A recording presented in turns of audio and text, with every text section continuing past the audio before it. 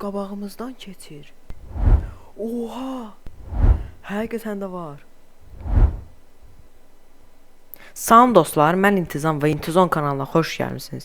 Bugün sizinlə birlikdə GTA San Andreas'da olan gizli easter egg'lərə baxacağıq. Hazırsınızsa, başlayaq. Birinci easter egg'imiz yekə ayaqdır.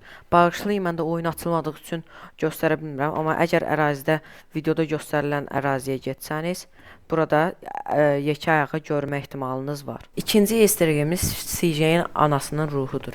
CJ əgər oyun saatları ilə 20:00 və 00:00 saatları ilə evdə olarsa, anasının ruhunu görə bilər. Gördüyünüz kimi anasının ruhu aşağı düşdü, burada yox olacaq. Siz bu ruhu əsl oyunda görənməyə bilərsiniz. Amma əgər siz glitchli sürmə sahibsinizsə, easter egg'i görə bilərsiniz. Rockstar tərəfindən rəsmi olaraq təsdiq olunmayıb. Üçüncü easter egg'imiz UFO-dur.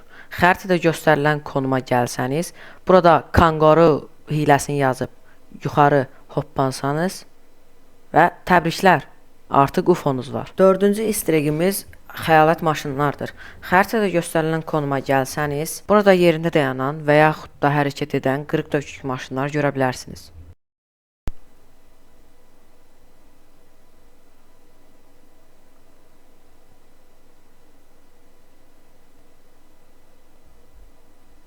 Bu maşınları Hesoyam hiləsi ilə düzəltmək istəsəniz belə olmayacaq. Bu da zənglərdən biri Sweet zəngi. Sweet, hey, what's up? Since you've been away, shit has changed around here. Grove Street families ain't big no more.